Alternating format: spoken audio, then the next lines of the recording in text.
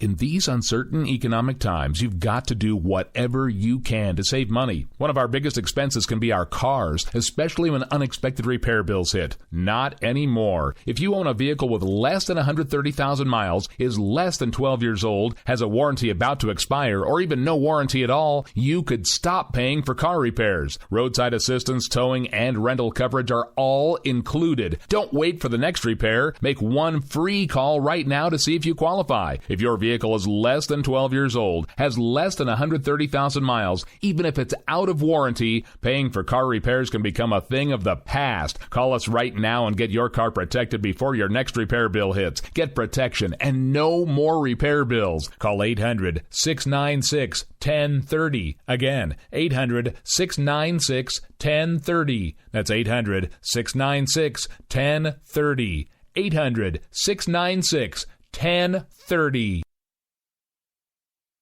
Joe had huge problems with the IRS. I knew it was coming. I hadn't filed taxes since 1990. All the IRS letters coming in added up to a nightmare. To get up to like $68,000, my heart started beating fast. It's like, there's no way, man. I mean, I ain't going to be able to do this. Then they stopped his paycheck. So that's when I started making phone calls and found U.S. Tax Shield. U.S. Tax Shield went to work immediately. They just took the bull by the horns. What blew my mind is he called the IRS right then and there. So why is U.S. Tax Shield A+ rated with the Better Business Bureau? Joe knows. They saved me a ridiculous amount of money. If you owe more than $10,000 to the IRS or state, choose the company Joe chose, U.S. Tax Shield. It was the best decision I made. U.S. Tax Shield is the way to go. Life is good. Thank you, Lord. Call 800-471-3287. U.S. Tax Shield. Boo-rah. Yes. 800-471-3287. 800-471-3287.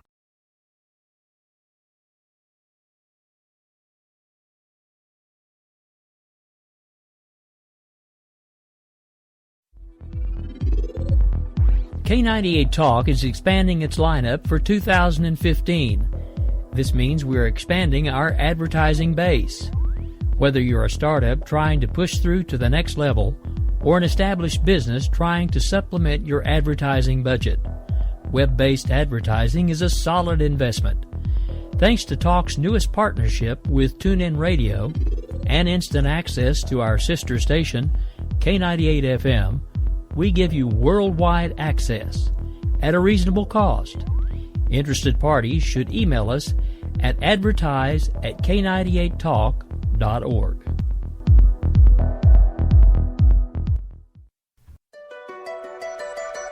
The leader in talk radio on the Internet, right here on K98 Talk and the Spark Radio Network.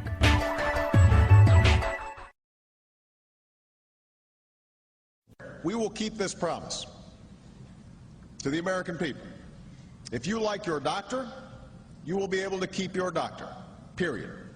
If you like your health care plan, you will be able to keep your health care plan, period. This is the most transparent administration in history. Not even a smidgen of corruption. Fact is, we had 4 dead Americans. What difference at this point does it make? If you got a business, you didn't build that. Oh, welcome to the face. Welcome to the face of the new democracy. Don't expect us to admit a mistake. We're paying off election debts to those on the take. Attorney General's lying even while... It's time to hear the truth about America's biggest challenges. You're listening to America Off the Rails with your host, Rick Robinson.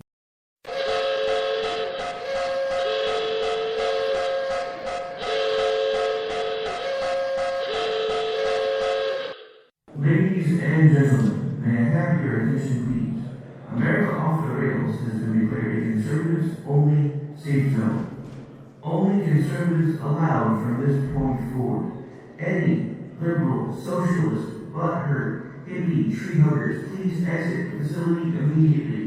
Again, attention please. America Off the Rails is now designated as a conservative safe zone only. All butthurt, tree hugging, hippie, free to be you and me types exit the facility immediately. Thank you. All right, folks. Well, happy Tuesday evening. It is just a little bit past the hour of 10 o'clock Central right here in beautiful downtown Oklahoma City. I am Rick Robinson. This is the host of America. I am the host of America Off the Rails. Now the one and only conservative safe zone. Thanks to all these liberal idiots around the world declaring colleges safe zones, I've decided to do the same thing. So from now on, if you're conservative, this is the place you want to be. If you're not, please find an exit. That's fine by me. All right, so this evening I am joined by a regular recurring guest with me here, Mr. Patrick Fernari, the author of Commoner Sense, Working Person's Guide to America. Good evening, Patrick. How are you, sir? I'm doing great, Rick. How are you doing? That's a bit of a loaded question right now because I kind of feel like I'm beginning to watch the end of the world and there's absolutely nothing I can do about it except for point, scream, and jump up and down and yell and nobody wants to listen. So I guess I'm okay, but at the same time, I'm not so sure. How about you? Well, I share those same feelings, Rick. It's a feeling of helplessness when you're watching things kind of disintegrate in front of us. I think politically, culturally, constitutionally, and that's just in America, let alone the rest of the world. Yeah, don't even get me started on the rest of the world. But yeah, so you reached out to me over the weekend and basically had asked me for any open air time, and I basically told you, of course, you're always welcome. So we actually have it worked out where you will be with us for the next 2 nights, basically tonight and tomorrow night, both live on America Off the Rails. Because basically you said you had lots to say about current events and everything else that's going on. So I guess if you don't mind, I'm just going to kind of let you get right to it because we got a bit of a late start because the show that was on behind me ran a little long, and I don't want to keep you on for any longer than your scheduled time slot, so because I don't want to keep you up all night. But at this point, without further ado, why don't you give folks your impression, because they've already heard me talk about this enough, and I've been ranting and raving about it for the last several days, because that's pretty much, I mean, like I said, right now I feel like I'm jumping up and down, flapping my arms, screaming, yelling, saying, are you guys not paying attention to what's going on around here? And everybody's looking at me like I'm the crazy one. So take it away, I guess. Well, I think to a large degree, President Obama's chickens have come home to roost, Rick. I like said, what you did there. Sorry? I said I like what you did there. You used whatever right line against it. I predicted it before he was elected the first time that they would, and here they are. When I talked to you last week, it was I believe it was the day before the attacks in Paris, and it sounded a little harsh what I had in mind as far as leveling Raqqa, Syria, if that was the true headquarters of ISIS. As I said, there would be collateral damage, or civilians would be killed. And we've tried to avoid that at all costs. And now you're seeing that Russia and France have taken the gloves off, and they've said, okay, ISIS, if you've claimed a territory that's the size of Great Britain and you're collecting taxes and you claim you're a country, we're going to bomb your country. And I'm glad they've had this reaction. We have a president that goes out of his way to defend Islam enthusiastically with a lot of heart and passion, and none of that seems to transfer over to his defense of America. He's very lackluster and weak on that, as we saw with his last speech. And the progressives and the liberals are kind of caught kind of a tornado of circular logic, where Obama is very aggressive at going after an organization such as Little Sisters of the Poor, or a pizza shop owner. But when it comes to the real threats to religious liberty, such as oppressive culture and religion, such as Islam is turning out to be in many parts of the world, he's always standing up front, being the first one to defend them. It's I think it's actually a constitutional crisis, Rick, because he's not doing what his real sole job is when he was sworn in as president, to uphold the Constitution of the United States and protect its citizenry and Americans in general. And if he was a Republican president, of course, we know that the Democrats would have started impeachment proceedings long ago, but we're not allowed to do that with a Democrat president, let alone one like Obama. Okay, well, I take that a step further. I think if this was a Republican president, they would have already started trying to press charges for treason and had him shot. Well, I mean, I don't think it would have happened, but I think they would have tried to push it that far. But, Well, go ahead. No, I was going to say, you bring up some interesting points, and this is one of the things I keep finding myself in the same argument over and over again with not only liberals, but more of like the libertarian mindset folks who, are like, well, what's the big deal about us bringing over some refugees? And, and they keep pointing to, well, back in when the English first came over to America, the indigenous people didn't kick them off. And I'm like, that's a really poor example if you really want to follow that the rest of the way through. Because, yeah, they were nice to us. They accepted us. And, I mean, some of my ancestors are Native Americans. But at the same time, by them opening their homes to us, they basically ensured their basically eventual near subjugation and almost complete extinction. So, yeah, I mean, if you're okay with that, with running the risk of that possibly happening to us, then yeah, sure. Why should I have a problem with us bringing over folks that might want to kill us? And then there's the argument of, well, that's only 20%. I mean, I saw a tweet about this today where what's the big deal if 20% of the Islamic culture wants to kill us because when I had a parasite, when I drank tainted water, I had a 20% chance of dying and I'm still here. And I'm thinking, okay, so let me hand you a bowl full of M&Ms and 20% of them are poison. And you feel free to start eating those and see how well that goes for you. I don't know, but well, I think what a lot of people don't understand, and the progressives use this tactic quite well. They trade in the currency of guilt. That's not who we are stuff. If I hear that one more time, I'm just going to go crazy. And also, they rely on the voting on the electorate having a fairly short memory.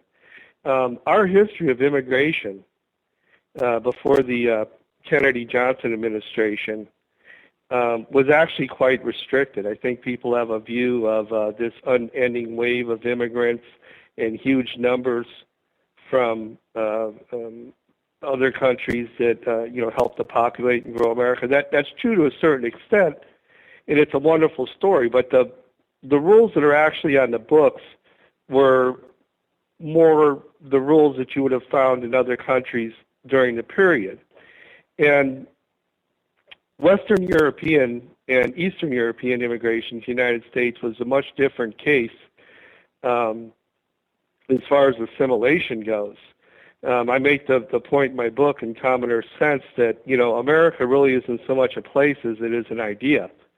And when you come to America and you do assimilate, no matter what you look like, where you're from, what your accent may be, what your cultural roots that you still identify with or celebrate may be, if you say, I'm American, I sign up for the deal, because America is an idea, really not a place, almost universally across the country, everybody in America accepts that. They accept that you are American. That's not true, really, in other countries, Rick. They accept immigrants. They do come to their country, even if they do assimilate fairly well.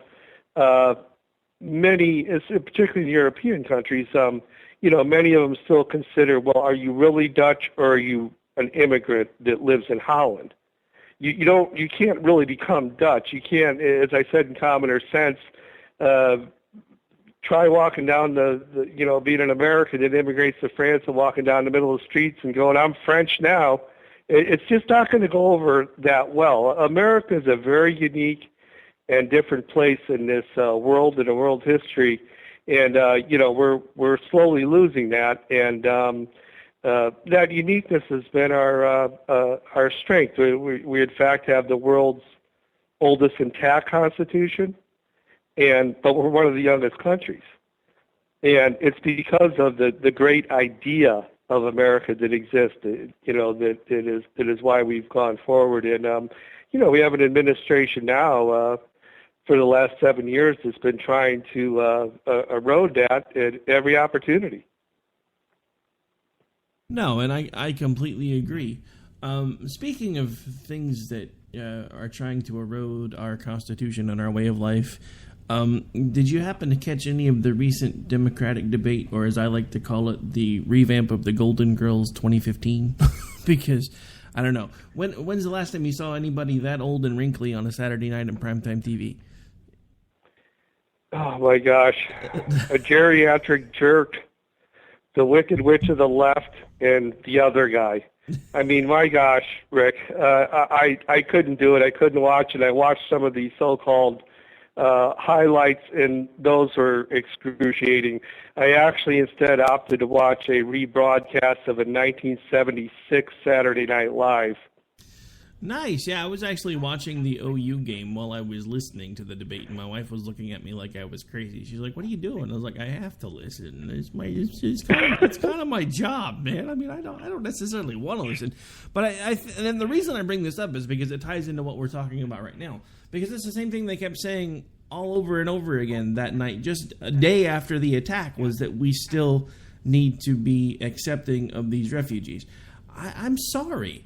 You can call me a racist, you can call me a xenophobe, you can call me whatever you want to call me.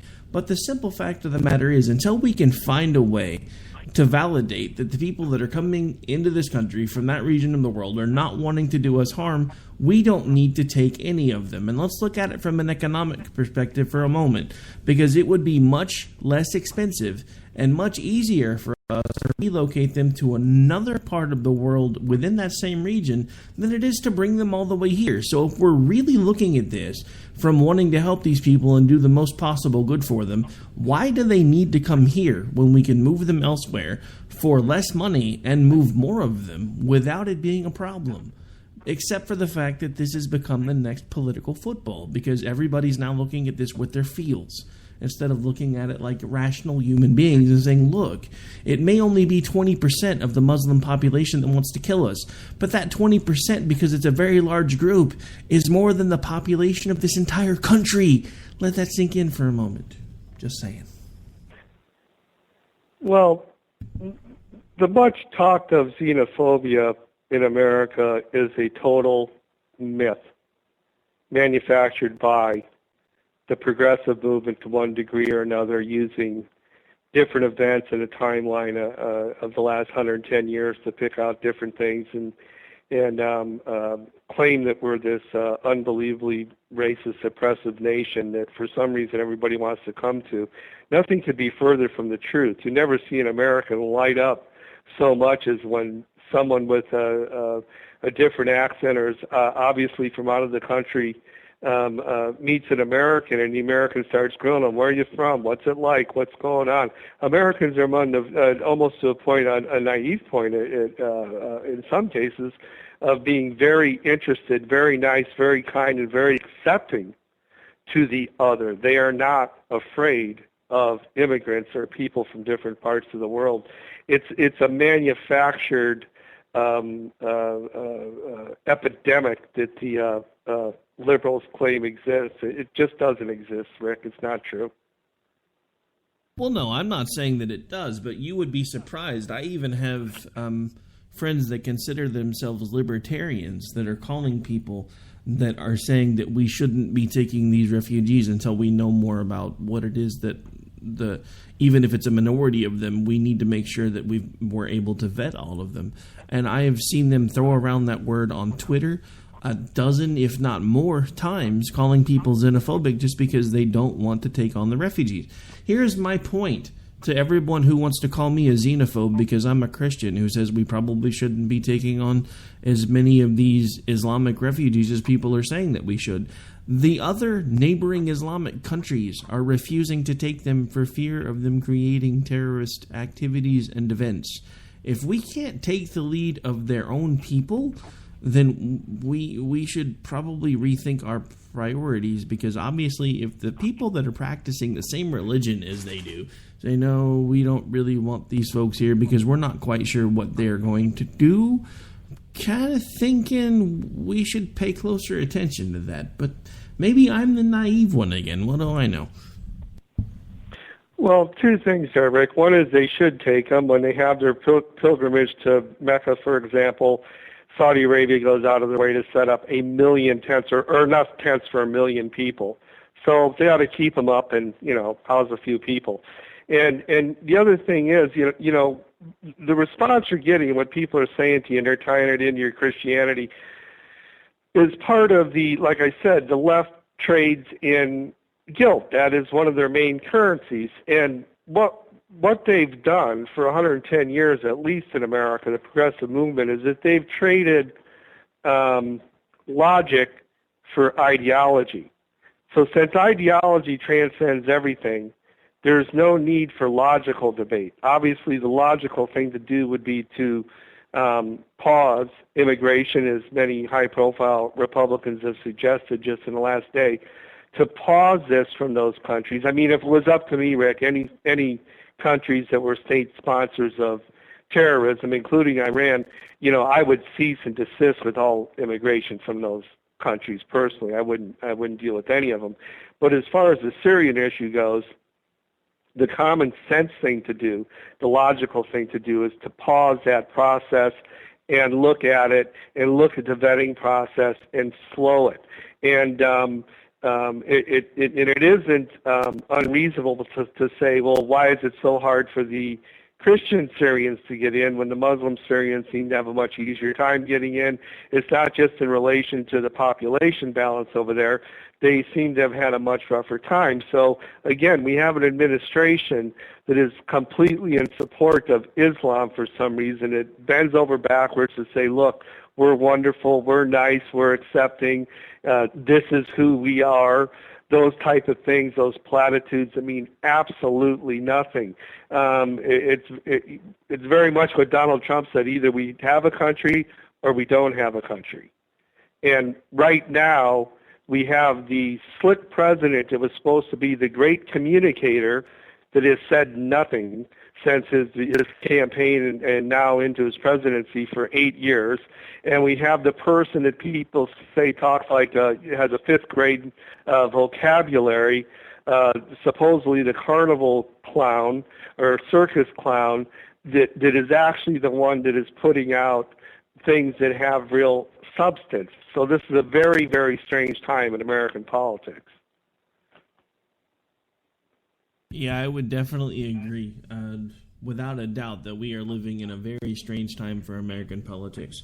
And I think we've been there for the majority of the time that this president has been in office, because let's not forget, he's not necessarily been shy about what it was that he told the American people that he's wanted to do. He's told folks from the beginning that he would stand with Muslims.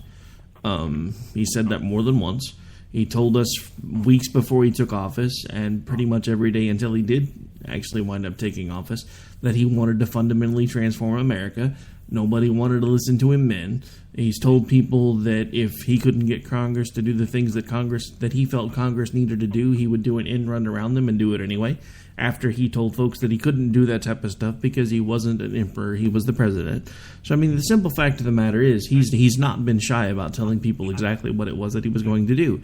And I think we need to pay really close attention to what he's saying now, because he will not and he cannot acknowledge that, one, these are actual Muslims, and two, that these are terrorist attacks. Because if he does, none of that fits with his narrative, and none of it fits with what he's been telling people for the last 7 years.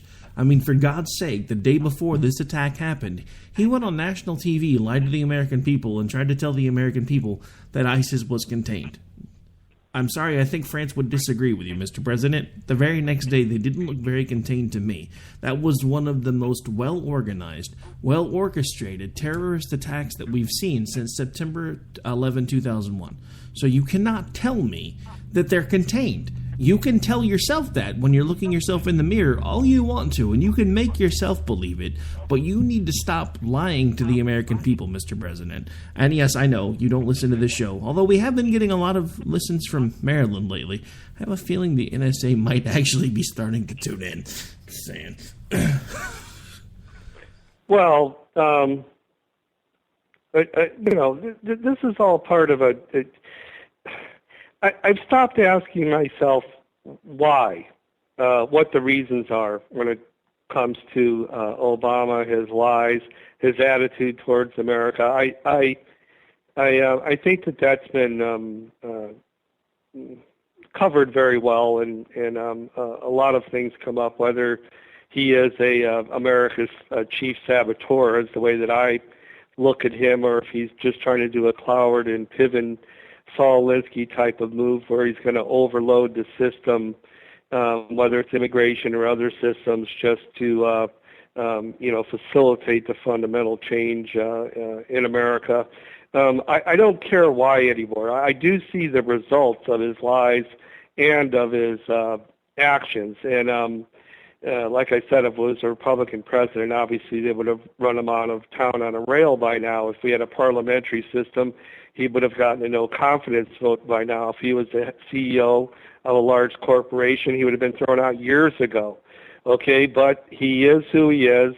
They won't do it. They're all afraid of him for whatever reasons. So like you said earlier, you're going to be called a racist or whatever it is. And I think it is an actual crisis. I mean, when you look at the way that he let the border be infiltrated just a year or so ago by children, people coming up from Mexico, Central America, etc., and then put them on planes and buses and ship them all over the country, as he does with the Syrians, doesn't even let governors of states know that they are getting these people.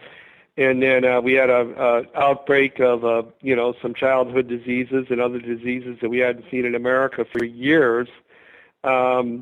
It's pretty clear that Barack Obama, the President of the United States, thinks all American citizens are the second-class citizens in the United States of America. Very true, unfortunately. Completely true. And again, something he's not exactly been very shy about. And I don't know, I think that's what's finally gotten me to the point where I am completely concerned about our future, because most of the folks that think like Barack Obama want us to be more like Europe. So, and that's one of the things that they've been pushing for, is getting guns to the point where they're contained and only law enforcement officials have access to guns. And even folks involved in Interpol now are making statements about if the population of France was more armed and better armed, situations that happened on Friday might have been avoided, which is going to start making liberal heads explode around this country when the liberal folks of the rest of the world are finally going, maybe we need more guns, not less. I don't know. It just seems like the rest of the world is kind of slowly turning where we were, and we're trying to get where they are now. And I don't understand. I mean, are we going to turn into the Europe of World War II, where now Europe is going to have to come over and save our butt instead of vice versa? I'm kind of thinking we may head in that direction. I completely agree. You've seen some traditionally socialist countries just in the last 5 years begin to back off from their huge government programs and decide to divert their money to other resources. As I state in commoner sense, the only reason that many European socialist countries have been able to pursue socialism to the degree that they have is because they have been under the umbrella of American military protection paid for by the American taxpayer for decades. And if they had to support their own armies and really take care of their own defense and really worry about their own borders, etc., they would have less money to just dive into socialism. It's not true with all countries over there, but with many of them. And they decided 30 years ago that they were going to drop their borders and have, basically free travel across borders and through Europe. You didn't even have to have a passport, basically. Once you were in Europe on the continent, you're free to travel country to country. And that policy is coming back to bite them. And Europe is very, traditionally has been very segregated. There's a lot of grudges that go back hundreds of years. Things that, just watch a European soccer match sometimes, you'll see what I mean. That go back hundreds of years, very territorial, historic battles and stuff that people still remember. It would be like if we had a large collection of states in the U.S. that really had grudges that went back 500 and 1,000 years in some cases, and different regions and empires and things like that still held these grudges. And those countries were formed through war and strife and power struggles and things like that. Again, it makes America a quite different place. So we have seen traditionally, whether it's World War I, World War II, where the big moving parts over there, Rick, can, and I've said this to you before, can be distorted or fall apart at any given time. And when they do, we know what the results are. There was a very short period, actually, between World War I and World War II, 20-some years. It just wasn't that long, 25 years maybe, where it all fell apart again and they fell back into the same patterns. And, with France's aggression as payback towards ISIS, because evidently everybody now knows where they are, France leading America in the fight, so to speak, as we lead from behind. It's very strange. Definitely an odd situation. All right, folks, we have got to take a quick break, got to pay a few bills. I'll be right back with my guest, Patrick Furnari, author of Commoner Sense. You are listening to America Off the Rails, the new late night edition. We'll be back with you here in just a couple minutes, folks. Do not go away. For our own cause, we got a pen and telephone to bypass all the laws. All right, folks, this is Rick Robinson with you. I want to tell you about some friends of mine from a company called Security Enforcement Specialists. When I ran my security agency for 12 years, I worked with one of these partners on a daily basis. He's been involved in this agency now, and with his other partner, they do have over 30 years of experience in the private security industry. If you own a business and you need someone to keep you or your customers or residents safe, then I highly recommend contacting Security Enforcement Specialists today.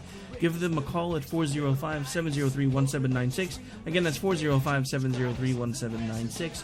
Again, tell them Rick from K98 Talk sent you. Like I said, if you need the help, they are here for you. So make sure that you go look them up, check them out, and see what they can do.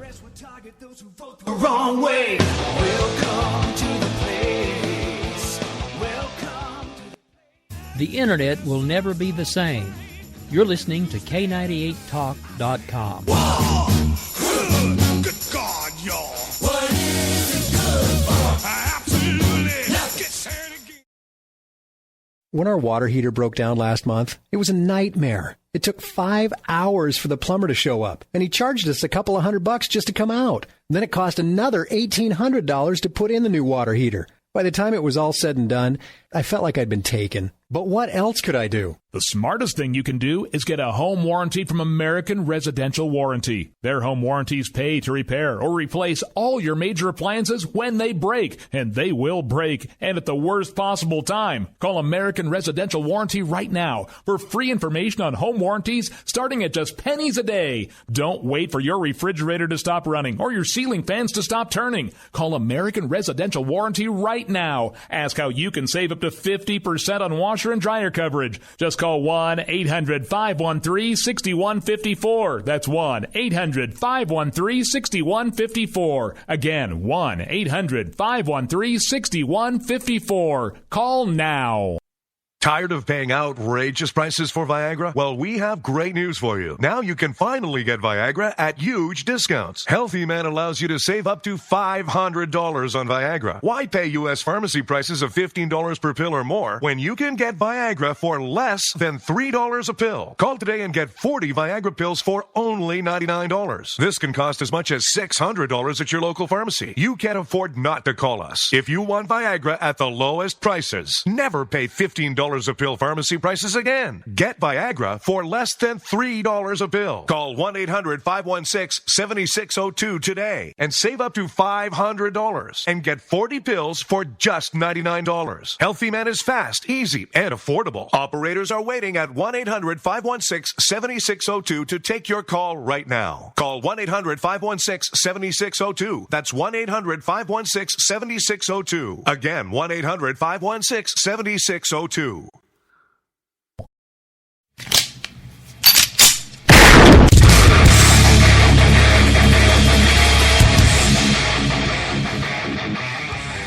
This is Slickery Trigger for Rebel Road Tactical. With proper care and feeding, your pistol will be ready when you need it, there to save your life. Shouldn't your gear be that good? Whether you need a holster for comfortable everyday carry or a tough-as-nails holster for your next training course, Rebel Road Tactical has what you need. Check us out on the web at rebelroadtactical.com.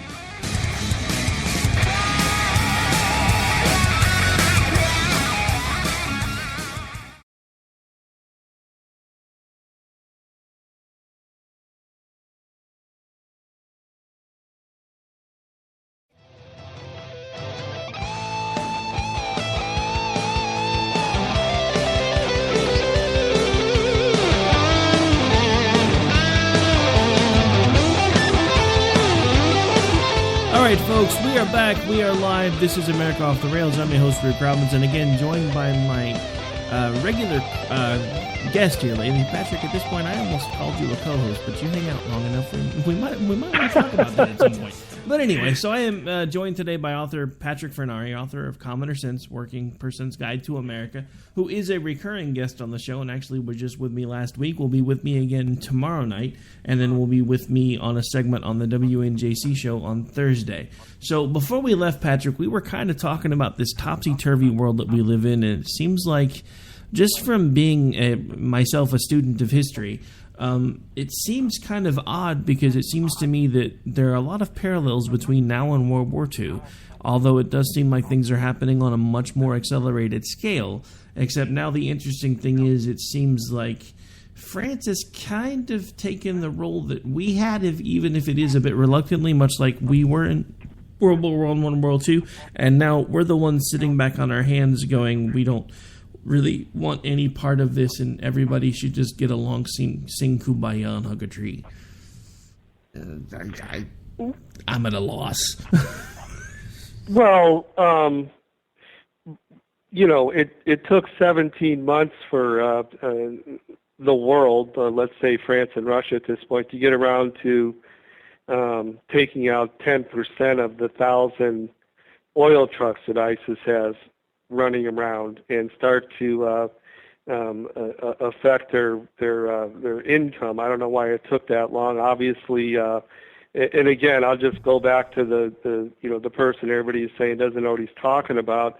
This isn't necessarily my support of Trump. I'm just saying it's pretty stunning that he's been saying, well, you have to go after the oil, you have to go after the oil, and now they finally are starting to do that. And I also heard from I think it's a guy named Holden, something like that, the Obama administration, that was talking about that one of the things that the Obama administration wanted to do is to get Assad to stop buying oil from ISIS. And now we've been fed the narrative that Assad is fighting ISIS. So there's a lot going on over there. France has been thrown right into it, as you say, Rick, and things in Europe traditionally have changed very quickly. It is like the late 1930s on steroids. I agree, there are some significant parallels, and that was a dangerous time. And what most, Americans, we're a little bit victims of our own success, in the sense that on the timeline of history, and you know history well, but let's say the last 5,000 to 7,000 years, I always call it so-called civilization today and then, but even in reference to today. It's hard for me just to say that we now have civilization, because it's very tenuous.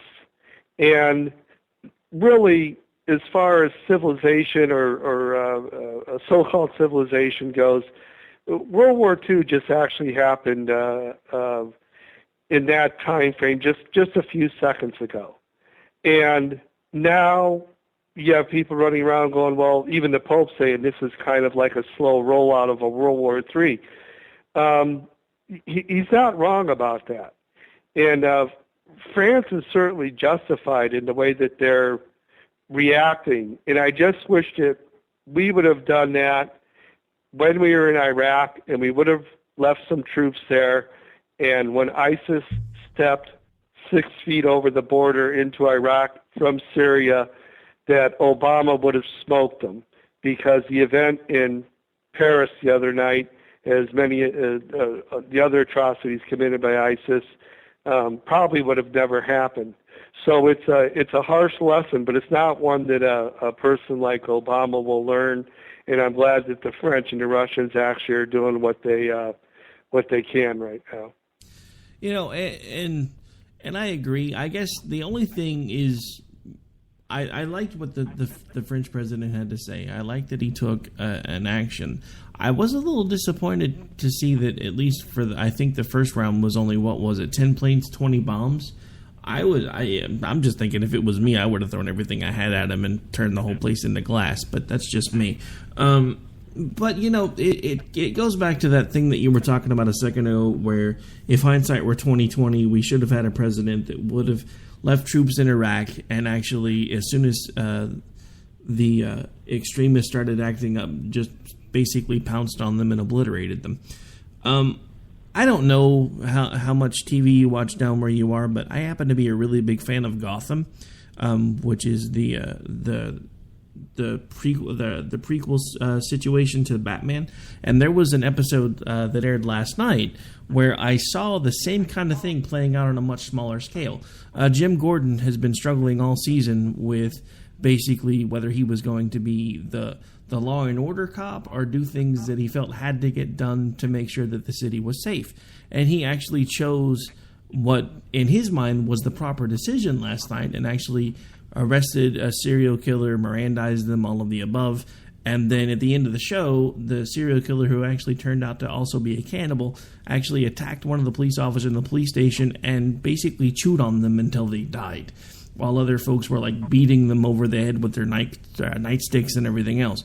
And it's just another one of those interesting parallels where, from the perspective of the writers, Jim did the right thing. He followed the law, he followed the rules, and he took the guy in. But, you know, and this is going to be one of those times when people are going to look at me like I'm crazy again. But if it were me, because there was a point where he was struggling, and he was, am I going to kill this guy or am I going to arrest him?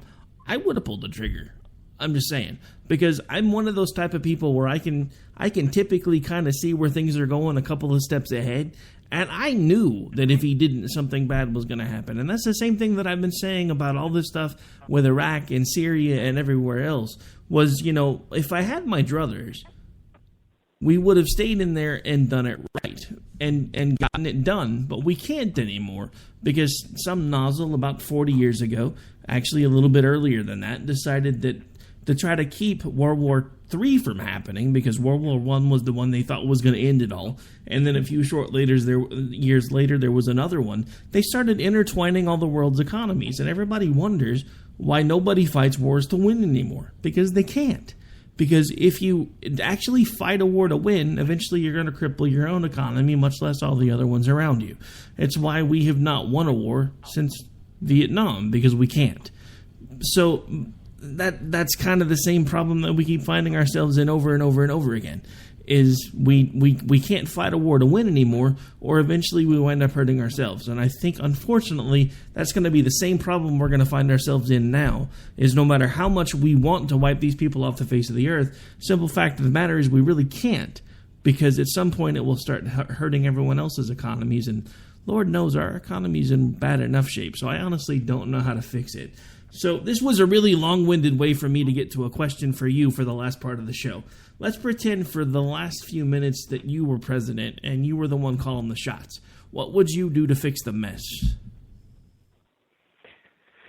Well, first of all, as I mentioned to you before, all the normal and conventional decisions that would be made in the course of the events we've been talking about don't matter anymore, because all their decisions that should have been made 2 and 3 and 4 years ago.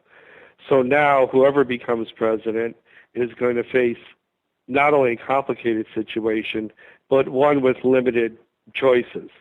But I would definitely do something beyond, what was, supposed to be shock and awe when we went into Iraq. I wasn't really for going into Iraq. I thought it was kind of good that we kept the sorties going over Iraq and kept Saddam's head down. I was surprised when we did go in. But when you do go in, you have to go in with full force. And I've probably seen 40 interviews on TV and listened to them on radio of Mideast experts, and there's a large majority of them that say what I've been saying all along, that if you deploy the right forces in the right places, evidently we do know where ISIS is, that in 6 weeks you'd make a lot of progress. We're making them into a bigger Frankenstein than they are. So I would try to form a coalition and put troops on the ground and go take the fight to them directly, because as far as civilian casualties go, people are either going to die by being beheaded and crucified, or they're going to die from being bombed. And I know that sounds a little bit like playing God, but there is an aspect to war that is just that. And that hard decision needed to be made a long time ago, and it's maybe the French and Russians are showing us that it's not actually too late to make that decision. We have we're so fortunate to have a very small part of our population that defends America and fights for America for the rest of us, Rick, and they're ready, willing, and able to do it. And I think that that's exactly what we should do. Not to occupy countries or cities or rebuild places, but to go in there and kill and break things and push them back. And if ISIS rears its head again, you do it again, because sometimes you don't intentionally go into war, but as a country and as a people, sometimes war comes to you. All right. Yeah, I mean, I completely agree, and that was actually what I typically ask that question during interviews, and I don't think I'd actually ever gotten around to asking you about that question about during certain circumstances, what would you do if you happen to be the president? And I agree with everything that you just said. The first thing I would do is build a willing coalition of folks that want to eradicate ISIS. The next thing that I would do is secure our borders to make sure that while we're attacking them, no more of them can get in. Then after that, I would use pretty much any means at my disposal to eradicate those that wish to do us harm, regardless of the consequences to those people, because obviously they don't care what happens to us. Why should I care what happens to them? And that seems to be the biggest problem that we have anymore, is nobody wants to take into account that this is whether it's a segment of a population or an entire population, these people want to eradicate us from the face of the earth. They're not going to respond to the free-to-be you and me hug-a-tree hippie crap that we're spewing nowadays. If we try to hug them, they're going to stab us in the back or worse. And because that's what they want to do. They have wanted to wipe this country off the map since its inception. There are historical documents of people that were involved in the founding of this country that were dealing with Muslims back then, who were then referred to as the Mussulmans, who wanted to obliterate us because of the fact that our religious views were different than theirs. This is not something that's ever going to change.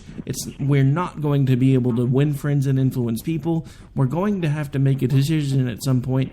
It's going to come down to, at some point in time, we're going to have to decide, are we going to survive or are they? And so far, we're saying it's going to be them. And I don't much like that decision. Well, it's a 1,300-year war is what you're talking about, and between East and West, and to a degree, obviously, Islam and Christianity, but let's just say between East and West. And right now, Rick, I mean, what most people don't understand is that we America and Europe happen to be the Western civilization of this time in history. Islam or the radical factions of it, their intent hasn't changed any.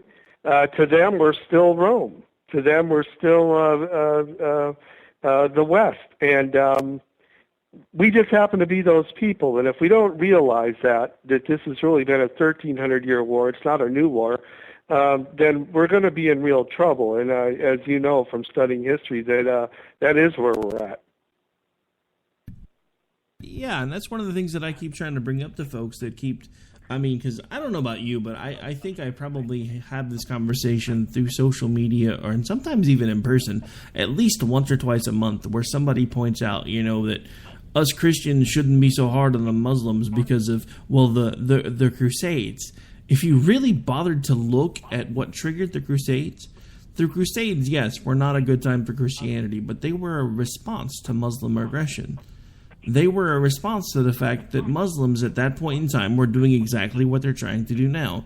They were trying to spread their influence through mayhem, violence, terrorism, and any other means necessary, and the Crusades were Christianity's response to that when they realized that if they didn't stand up and do something, eventually everyone was going to be subjugated to Allah.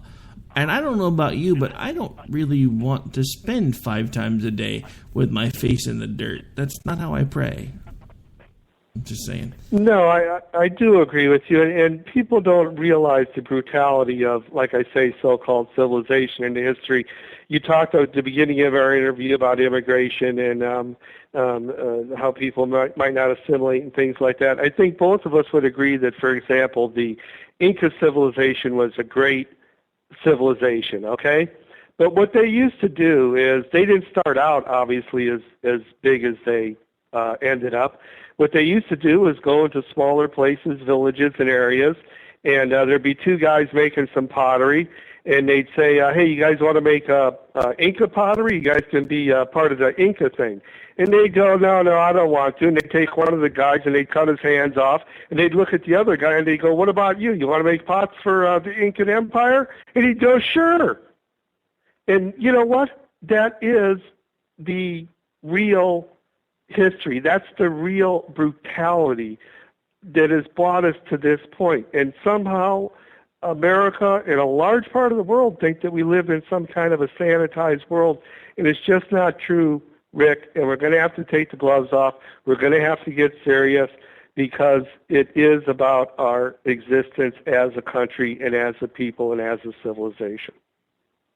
Yeah, and it goes back to something that we talked about at the beginning of the show, because there are a vast segment of the population in this country right now today that think that we should do exactly what the Native Americans did and welcome the new immigrants with open arms. And I keep going back to the same problem in my head because I keep looking through that time frame and looking through the documents and the history and everything else and go, do you realize what it is that you're saying is okay when you say, well, the Native Americans welcomed Europeans with open arms, why shouldn't we welcome the Islamic refugees with open arms? Did you not pay attention to what happened to the Native Americans? It's just one of those things where, we're watching it play out right in front of our eyes, and it's terrifying because, you hear phrases like, those who do not understand history are doomed to repeat it. It's one thing to hear it. It's another thing to watch it unfolding in front of your face and be able to do absolutely nothing about it. That's an excellent point because it is repeating and it is happening, and I'm sorry, but you don't have to be a rocket scientist to figure it out. It's happening right in front of us, as you say. Yeah, as one of the hosts on this station likes to say, it's not rocket surgery. Right, exactly. But yeah, it's just one of those things, and I understand that there are people that are idealists and they want to see the world through rose-colored glasses and they want to believe that everybody always has the best of intentions. But I'm sorry, if you look at our history, we are not nice people. We have never been nice people. We hide it well. And there are those of us that stand out and are magnanimous and do the right thing. But as a group, we suck. As a species, we're not nice. We move into places, we rule, we kick people, we break things, we kill them. That's what we do. If we want something that somebody else has, we usually find a way to take it. You see it happening in corporate America. You see it happen in the news all day, every day.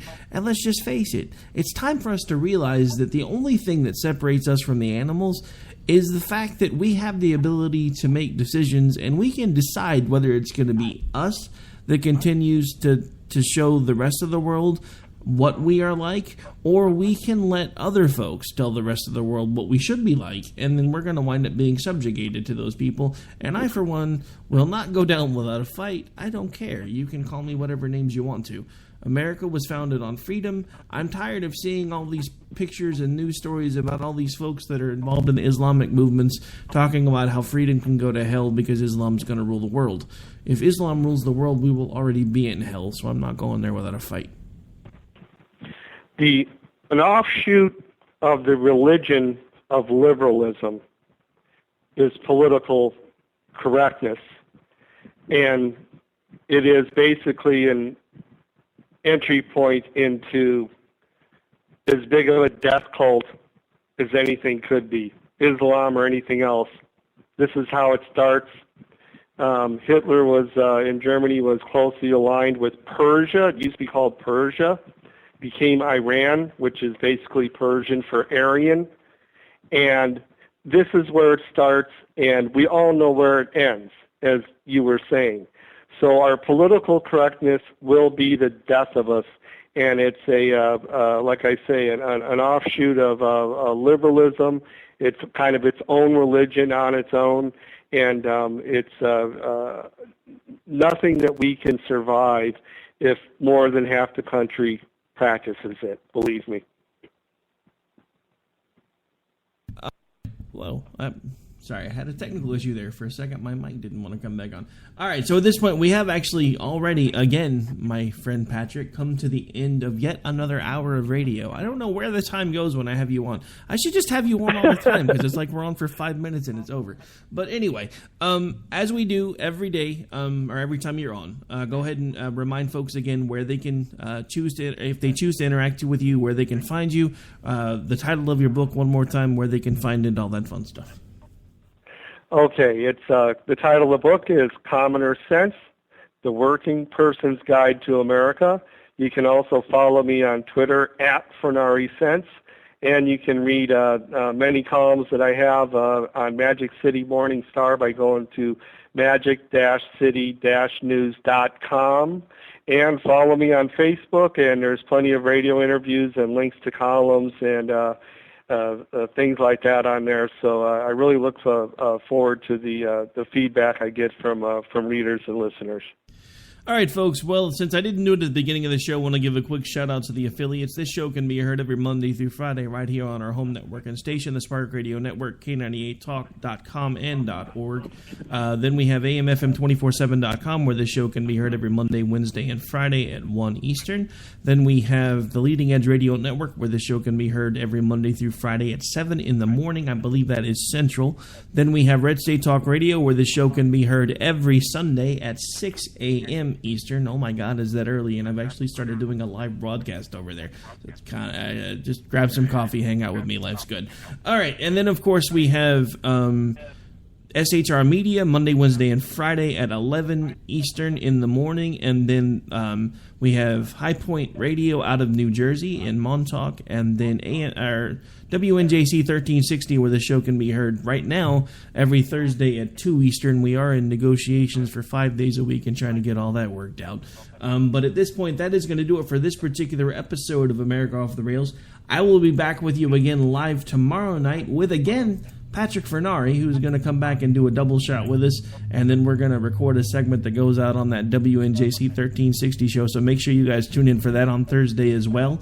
Again, this is America Off the Rails. I am your host, Rick Robinson, and I will be back with you tomorrow. It'll be here before you know it. Just remember, don't listen to the liberals. Keep your powder dry, and if you don't have any, go find some, because soon we are going to have to fight, whether we want to or not. And I hate to admit that, but we're getting there.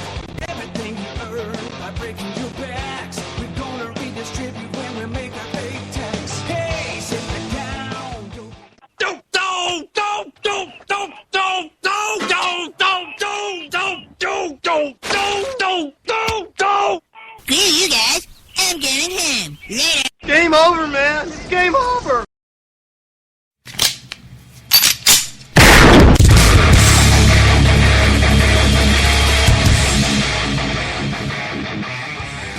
This is Slickery Trigger for Rebel Road Tactical. With proper care and feeding, your pistol will be ready when you need it, there to save your life. Shouldn't your gear be that good? Whether you need a holster for comfortable everyday carry or a tough-as-nails holster for your next training course, Rebel Road Tactical has what you need. Check us out on the web at rebelroadtactical.com.